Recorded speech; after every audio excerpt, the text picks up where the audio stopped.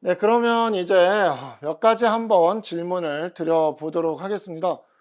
공수처 제도 개편에 찬성한다 그러는데, 그러면 공수처에게 그 책임을 물을 수 있는, 일단 공수처 제도 자체에 대해서는 찬성하시나요? 네, 찬성하고 있습니다. 예, 왜 그러시죠?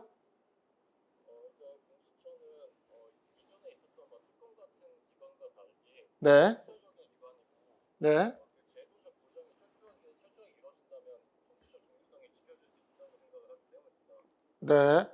근데 이제 공수처 제도로 인해서 오히려 대통령이나 최고 권력 기관이 훨씬 작은 집단을 통제하기가 좀 더 쉬워질 수도 있잖아요. 이에 대해서는 어떻게 생각하세요? 들리시나요? 네, 들리시나요? 잠시만요. 네. 네, 들리십니까? 네, 들립니다. 예, 예. 그러면 네, 이렇게 말씀을 드릴게요. 공수처 제도가 오히려 더 작은 집단이어서 더 이렇게 통제가 가능하다. 통제가 좀 더 쉽다. 자, 이런 비판도 주어질 수 있거든요. 이에 대해서 어떻게 생각하세요? 저는 그 부분에 있어서 동의하지 않는 부분이 있습니다. 왜냐하면 네, 예를 들어 공수처장을 예, 대통령이 임명한다고 해서 정치적 중립성이나 대통령의 하수인이라고 될 것이라 생각하지 않다고 생각을 합니다. 왜냐하면 네, 헌법재판소나 아니면 감사원에 있는 인사들도 대통령이 임명하는 경우가 많은데 네, 네, 그들이 각자의 그 존재와 권위를 보이기 위해서 네, 그 나름대로의 노력을 기울이고 있는 것으로 생각이 됩니다. 따라서 네, 공수처가 규모가 작다고 해서 이제 오히려 대통령의 하수인이 된다기보다는 네. 그런 부분이 있을 수도 있으니 그것을 방지하기 위한 대책이 더 중요한 것이지 공수처 자체의 필요성이 떨어진다고 생각하지는 않습니다. 그걸 방지하기 위한 대책으로 또 공수처 계속 이렇게 지금 견제 수단에 대한 이야기를 했는데 그런 식으로 갈 수밖에 없는 그러니까 일종의 무한 소급이 되는 문제점이 생길 여지가 있지 않을까요? 제가 생각했을 때 공수처에 대한 견제 장치는 검찰도 수행을 할 수가 있는 것으로 알고 있습니다. 네, 이제 검찰하고 공수처에서 이제 수사 대상에 대해서 서로 이제 이첩이 가능한 것으로 알고 있고 네, 제가 말하는 견제 장치나 책임이란 것은 네, 예를 들어서 검찰총장이나 법무부 장관이나 장관들이 잘못을 했을 때는 탄핵 소추권이라든 부분이 있을 수 있는데 아니면 해임 건의권 같은 것이 있을 수 있는데 네, 공수처장이나 아니면 공수직원에 대해서 그런 부분이 없기 때문에 네, 일정한 직무상의 독립은 당연히 지위가 보장되게끔 하되 네, 이들을 해임을 할 수 있는 권한이 어떤 기관에는 분명히 있어야 된다고 생각을 합니다. 그 부분에 있어서 네, 그런 제도적 정리가 된다면 체크 밸런스가 이루어질 것이라 생각을 합니다. 네. 그 대배심 제도에 대해서 반대한다는 입장을 하시면서 실효성에 의문이 있다 그랬는데 그러면은 검찰의 기소 권한에 대해서는 통제가 필요 없나요? 검찰의 기소에 대한 견제는 필요하다고 생각을 합니다. 네, 검찰 권력에 대한 견제로서 네, 수사권하고 기소권을 나눌 수가 있겠는데 수사권의 부분은 아까 말했다시피 경찰에 대해서도 어느 정도 보장을 해주고 예, 이제 기소권에 관해서는 공수처가 이제 수사 대상에 대한 획정으로 네, 그러니까 수사 범주에 대한 획정으로 기소권의 범주를 나눴기 때문에 예. 그에 대해서 견제가 가능할 것이라 생각을 하고 있습니다. 어, 그래서 이제 좀 견제가 가능하다라는 입장이기 때문에 그런데 그렇다 하더라도 검찰이나 공수처든 어쨌든 자기들이 기소 권한을 가지는 범죄에 대해서 완전히 자기가 기소 독점주의로 자기들이 기소에 대해서 독점을 하고 있는데 그 점에 대해서 좀 어떤 민주적 통제 같은 게 필요하지 않을까요? 민주적 통제가 필요하다고 해도 예, 뒤에 말씀드리겠지만 검사장 공익제와 같은 검사장 직선제와 같은 방법이나 네, 이제 국민이 직접 참여하는 경우에는 오히려 인민 재판의 가능성이 높아지기 때문에 예, 민주적 통제도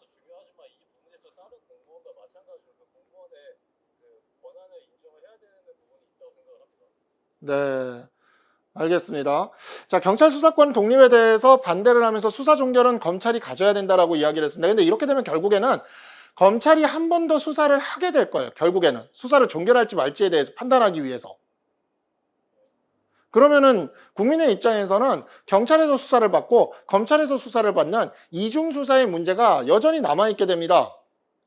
이거 굉장히 불편하지 않을까요?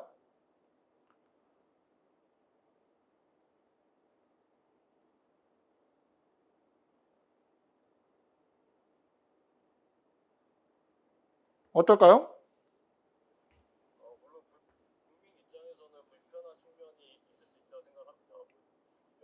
여러 번의 수사를 받는 것 자체가 부담이 될 수 있다고는 생각을 하지만 네. 이제 그 국민의 당연히 기본권은 보장이 돼야 되지만 이런 부분에 있어서 제도상의 문제로 국민의 기본권이 어느 정도 제한되는 부분도 필요하다 생각을 합니다. 왜냐하면 그렇게 국민 개개인의 불편도 당연히 중요하지만 그거 국민의 필요나 이런 기본권 보장을 위해서 오히려 더 큰 공익상의 불이익이 더 생길 수도 있기 때문에 네. 예를 들어 경찰이 수사 종료권을 가지게 됐을 때 이제 경찰은 법률 전문가가 아닌 경우가 더 많기 때문에 이제 수사를 종료한다고 해도 이 사람이 무죄인지 아닌지에 대해서 국민이 확실한 신뢰를 가지기도 어려운 부분도 분명히 있을 것이고 네. 이런 공익성의 필요성이 있기 때문에 제도상 이중 수사의 문제점이 간혹 생길 수 있다고 하더라도 이 부분에 감내해야 될 부분이라 생각을 합니다. 그러니까 이제 수사 종결권을 경찰이 가지지 못하게 될 경우 이런 문제가 있다고 얘기를 해요. 보통들. 어떤 문제가 있냐면 결국에는 그러면 검찰이 경찰을 지휘할 수밖에 없다. 검찰만이 수사를 종결시킬 수 있다면 경찰이 종결시키려고 그럴 때마다 검찰이 계속 수사를 더해라 라고 얘기할 수 있잖아요. 그럼 결국 그거는 검찰이 경찰을 지휘하던 때와 다를 게 뭐냐? 어때요?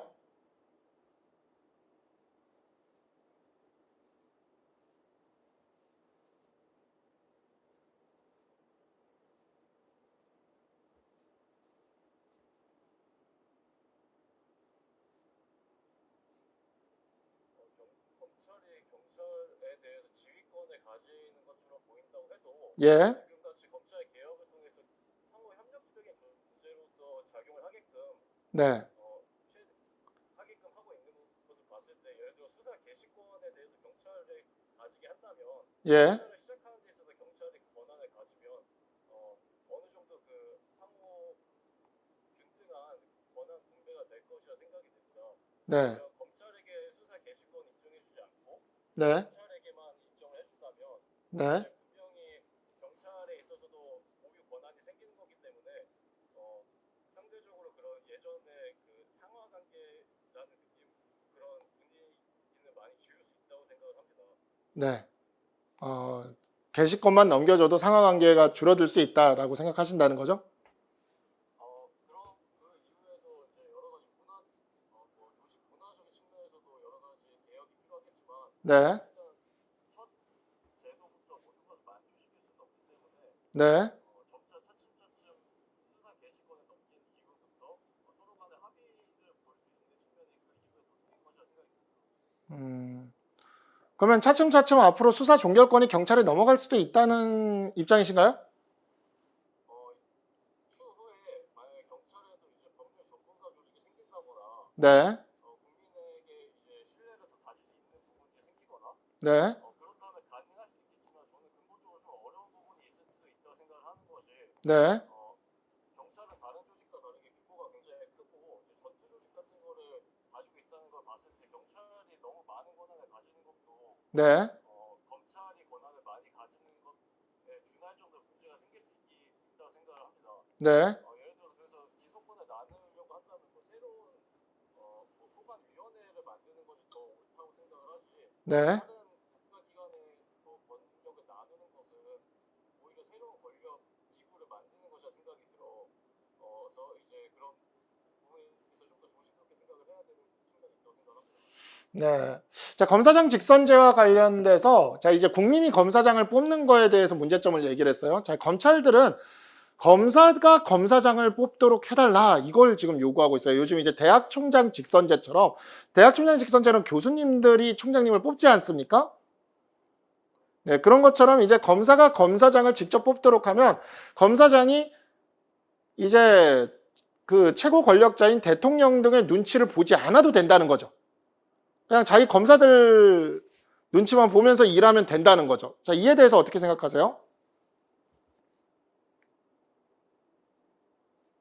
저는 그렇다고 해서 검사장과 같이 고위 공무원 직종에 대해서는 네, 검찰만이 결정을 한다기보다 이제 뭐 여러 예를 들어 검찰총장 후보 추천위원회라는 것도 있는 것으로 알고 있습니다. 그런 것처럼 네, 검사장과 같이 국민에게 더 큰 권력의 행사를 드릴 수 있는 시기에 관해서는 네.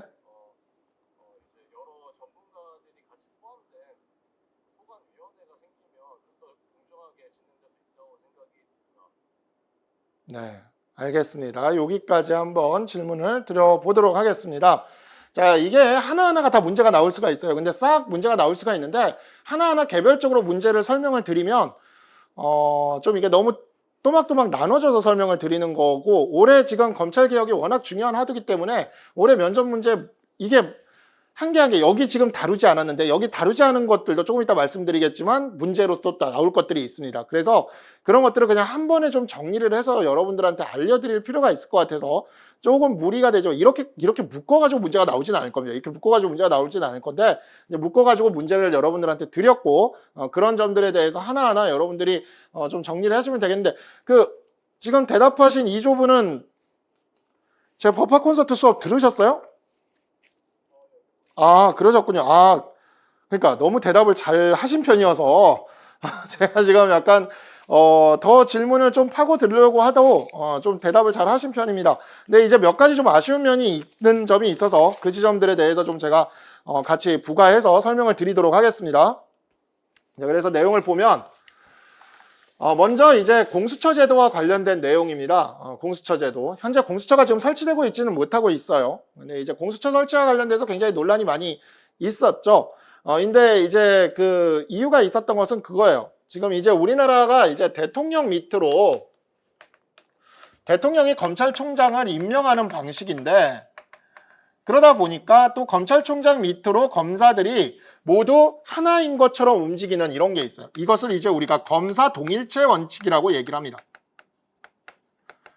그러다 보니까 이 검찰총장이 대통령의 하명을 받아가면서 어떤 내용들에 대해서 은폐하려고 하기 시작을 하면 권력 비리나 이런 것들에 대한 제대로 된 수사를 하기가 어려워지는 지점이 있었던 거죠.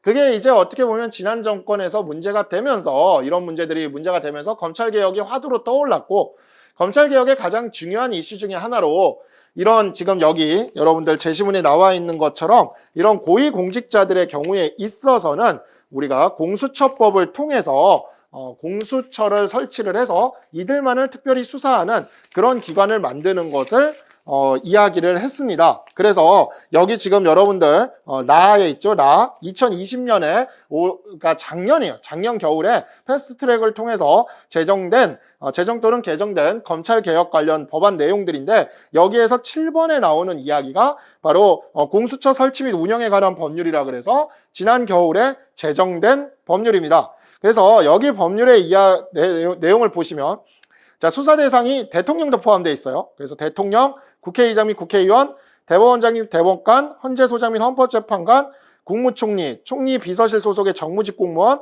그 다음에 중앙선거관리위원회 정무직 공무원, 그 다음에 그 중앙행정기관의 정무직 공무원, 그 다음에 대통령 비서실, 국가안보실, 경호처, 국가정보원 소속의 3급 이상 공무원, 그리고 국회 사무처, 국회 도서관, 국회 예산정책처, 국회 입법조사처의 정무직 공무원, 대법원장 비서실, 사법정책연구원, 법원공무원 교육원, 헌재사무처의 정무직 공무원, 검찰총장도 이 공수처의 수사 대상에 들어가는 거예요. 검찰총장, 그리고 특별시장, 광역시장, 특별자치시장, 시도지사, 그 다음에 특별자치도지사 및 교육감, 그리고 판사 및 검사, 판검사도 공수처가 수사를 하는 겁니다. 이게 왜 여기 포함이 됐냐면 과거에 검사의 비위에 대해서는 검찰이 제대로 수사해주지 못했다라고 하는 점들 때문에 공수처가 검사들을 수사할 수 있도록 이렇게 만들어 놓은 거죠. 그리고 경무관 이상의 경찰 공무원, 그리고 장성급 장교, 금융감독은 원장, 부원장, 감사, 그리고 감사원, 국세청, 공정위, 금융위 소속의 3급 이상 공무원. 어마어마하죠. 우리나라 권력기관이 총망라된 거예요. 그래서 우리나라 권력기관에 있는 모든 핵심 직역에 있는 공무원들은 전부 여기로 공수처에서 수사를 할 수가 있습니다. 또 하나 이제 공수처 수사 대상 중에 재밌는 게 장성급 장교예요. 이거는 스타 이상의 장교들을 이야기를 하는 겁니다. 이게 왜 여기 포함이 됐냐면 육군, 공군, 해군의 그 군 법무감이 보통 준장 아니면 대령입니다. 그래서 육군, 공군, 해군의 법무감이 각 군의 어떻게 보면 검찰총장 역할을 하는 자리인데 그 자리에 있는 분들이 원스타 아니면 대령이다 보니까 장성급의 비리에 대해서는 제대로 수사하기가 힘들어요. 왜냐면 자기보다 계급이 높으니까. 그래서 이런 점들이 항상 문제가 되어 있었고 방산비리나 이런 것들에 대한 문제가 있다 보니까 아예 그냥 장성급 이상의 그러니까 스타 계급 이상의 공무원들에 대해서는 아예 공수처에서 이렇게 수사하도록 하는 거죠. 그래서 사실 공수처가 작동을 할 경우에 군납비리 문제라던가 아니면 판검사의 비위라던가 범죄 행위의 문제라던가 이런 것들에 대해서 본격적인 수사가 이루어질 거라는 점에서 분명 과거 검찰과 군검찰로만 이렇게 나눠져 있을 때에 비하면 진일보한 측면이 분명 있어요. 그러니까 우리가 수사 대상이라는 측면에서 과거에 제대로 수사가 안 되던 영역에 있는 곳들이 제대로 수사가 될 수 있는 그럴 가능성을 보여준다는 점에서 보면 공수처법이 패스트트랙을 통해서 어떻게 보면 그런 식으로 통과가 되긴 했지만 그래도 과거의 검찰의 어떤 관행이라던가 검찰 수사의 이런 문제점이라든가 이런 것들을 개선할 여지가 충분히 있어 보인다는 지점이 있습니다. 그리고 현재 공수처법이 지금 시행이 됐기 때문에 제정이 돼서 시행되고 있기 때문에 공수처가 설치가 되면 공수처에 있는 수사관이나 공수처 검사들을 이제 변호사 중에 뽑을 겁니다. 그래서 여러분들이 아마 로스쿨을 졸업하시고 이제 변호사가 되실 때가 되면 공수처 수사관이나 공수처 검사를 여러분들의 진로로 삼을 수도 있게 될 거예요. 그렇게 될 경우에 정말 어떻게 보면 공수처란 기관이 잘만 자리를 잡는다면 우리나라의 거악을 척결하는 그런 기관으로서 명실상부하게 자리 잡을 여지도 있다고 봅니다. 저는 이 법 자체에서 그런 여지도 충분히 있다고 봐요. 그리고 수사 대상 범죄도 수뢰죄, 직무 관련 범죄, 알선수재죄, 변호사법상 알선금지, 그 다음에 정치자금 부정수수죄 등 이른바 독직 사건에 해당되는 범죄들은 이 공수처에서 다 수사를 할 수 있도록 되어 있습니다. 근데 수사 방법이 되게 독특한데요. 이게 뭐냐면 공수처의 범죄 수사와 중복되는 다른 수사기관, 예를 들어 검찰이나 경찰이죠. 여기에서 범죄 수사에 대하여 처장이 수사의 진행 정도 및 공정성 논란 등에 비춰 수사처에서 수사하는 게 적절하다고 판단하면, 즉 공수처장이 그렇게 판단하면 공수처장이 검찰이나 경찰에 이첩을 요청할 수가 있고, 이런 경우 검찰과 경찰은 이에 응해야 하고, 다른 수사기관이 범죄를 수상하는 과정에서 공직자 범죄를 인지하면 그 사실을 즉시 공수처에 통보하도록 되어 있습니다. 이렇게 되면 공수처가 단독으로 수사에 대한 관할권을 행사할 수가 있게 되는 거예요. 근데 이렇게 되면 이제 어떤 일이 생기게 되냐면 검찰이나 경찰이 이 고위공직자들의 이들 범죄에 대해서 수사할 수가 없어지는 겁니다. 오직 공수처만 수사할 수가 있게 되는 거죠.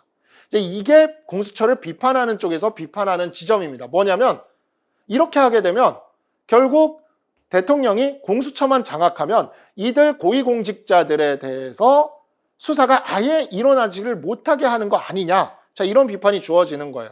지금 우리나라 경찰은 총 15만 명이에요. 우리나라 검찰은 총 2,000명입니다. 근데 공수처는 다 해서 100명이 안 될 거예요.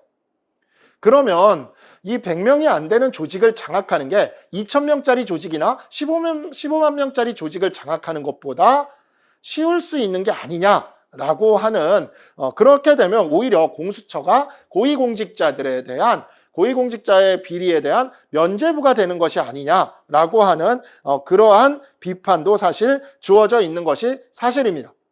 근데 이런 점에 대해서 여러분들이 제가 여기 정리를 안 해놨다 보니까 여기서 이제 오늘 2조 발표하신 분이 경제장치가 그래서 필요하다라고 이야기를 했거든요.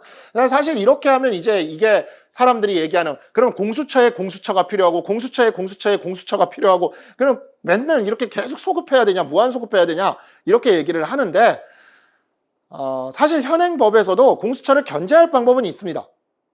그러니까 이게 어느 정도 체크 앤 밸런스가 되도록 법을 만들어 놓긴 한 게, 공수처를 누가 수사할 수 있을까요? 공수처 검사들을.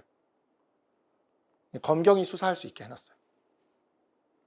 정확히 검찰이 수사할 수 있게 해놨습니다. 경찰은 아직 수사 종결권을 갖고 있지는 않은 상태니까 검찰이 수사할 수 있게 해놨어요. 그래서 공수처 검사들의 비위행위가 있다 싶으면 검찰이 공수처를 수사할 수 있도록 해놨습니다. 그렇게 해놔가지고 서로 간에 일종의 체크 앤 밸런스, 즉 수사기관들 간의 수평적 체크 앤 밸런스죠. 공수처와 검찰은 약간 이제 수평적인 관계이기 때문에 공수처와 검찰 간의 체크 앤 밸런스가 이루어지도록, 공수처는 검사를 수사할 수 있고 검찰은 공수처장과 공수처 검사들을 수사할 수 있게 해놓은 거죠. 그래서 서로 이렇게 맞물리게 해놓은 거죠. 이렇게 해놨기 때문에 사실 이게 잘 작동할 것이다 라고 이야기하는 사람들도 있어요. 그러니까 예를 들어 공수처가 제대로 일을 안 하고 이첩받은 다음에 이 점에 대해서 비이행에 대해서 제대로 수사를 하지 않으면 검찰이 공수처를 수사하는 방식으로 이에 대해서 견제와 균형이 이루어질 수 있을 것이다 라고 얘기하는 사람들도 있습니다. 그래서 이 부분은 사실 공수처가 작동해 봐야 알 것 같아요. 저도 이게 사실 우리나라에 이런 권력기관들이 하나 생겼을 때 그게 입법자의 의도대로 꼭 가지는 않습니다. 그리고 권력기관은 권력기관만의 자신의 어떤 그 논리에 따라 움직이는 경향이 있거든요. 그리고 공수처 같은 기관은 기관도 크지 않을 거기 때문에 굉장히 똘똘 뭉쳐서 움직일 거예요. 그래서 예를 들어서 이제 예전에 박근혜 대통령 때 공수처 설치에 대한 것이 야당에서 굉장히 많이 올라오니까, 야당에서 굉장히 많이 공수처 설치에 대한 그 주장들이 올라오니까 박근혜 대통령 때 박근혜 대통령이 공수처는 안 만들고 이제 특별감찰관이라는 제도를 만들었어요. 그게 지금도 있어요. 특별감찰관. 이게 이제 뭐냐면 청와대와 청와대 친인척들이나 이런 권력의 핵심부에 있는 사람들에 대해서 특별히 감찰해서 수사까지는 아니고 조사까지 할 수 있는 기구거든요. 근데 이 특별감찰관실에 은근 로스쿨 출신 변호사들이 많이 들어갔습니다. 초창기에. 그래서 제 아는 분들도 들어가 있고 막 그랬었는데, 이 특별감찰관이 박근혜 정권에서는 어떻게 보면 공수처를 막기 위한 하나의 약간 장식적 기구가 될 거다라고 생각해서 만든 것 같은데, 특별감찰관이 생각보다 일을 잘했어요. 특별감찰관이 그 예전 지난 정권의 비리 사실이나 이런 것들을 막 파헤치고 막 이런 걸 조사하고 막 이렇게 됐거든요. 그러니까 특별감찰관을 그때 정권에서 해임하니까 막 완전히 난리가 한번 난 적이 있는데, 근데 지금 이 특별감찰관을 현 정권에 와서 아직도 임명을 안 하고 있습니다.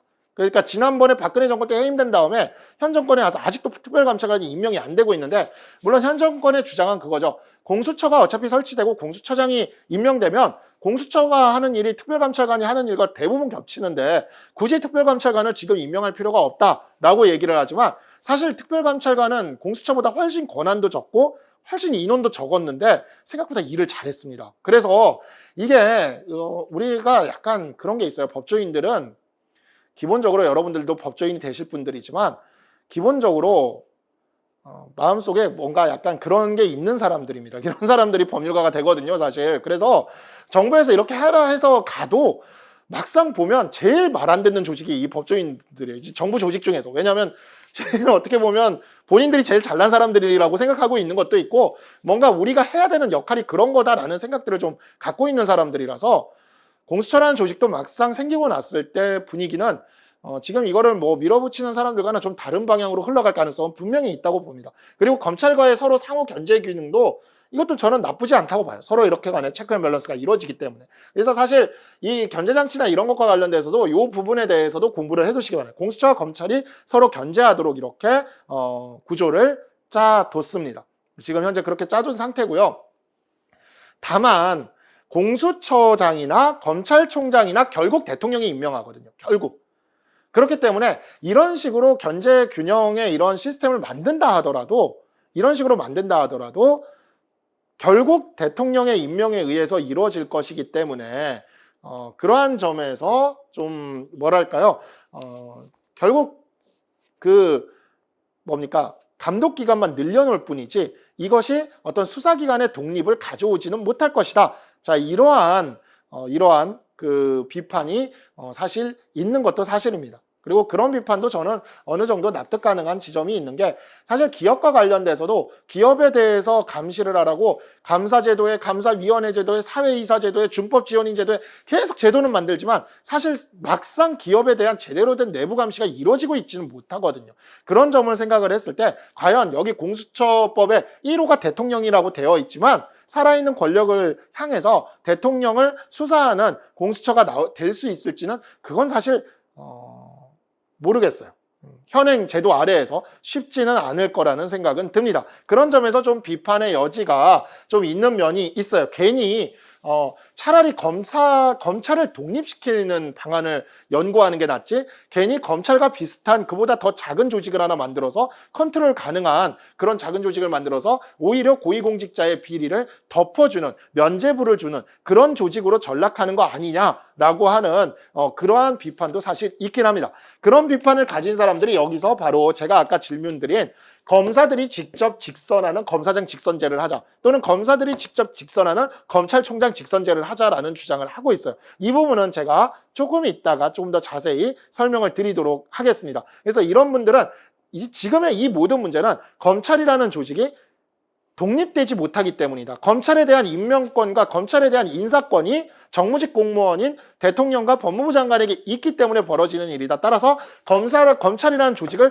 완전히 독립시켜주는 게 차라리 낫다. 그래야 검사가 누구 눈치 안 보고 수사할 수 있다. 자, 이런 주장들을 하거든요. 근데 이런 주장도 약간의 그런 주장도 우리가 완전히 받아들이기 힘든 문제점이 있습니다. 아까 대답을 하신 게 그 부분이 조금 부족했어요. 근데 이 부분은 제가 조금 이따가 말씀을 드리겠습니다.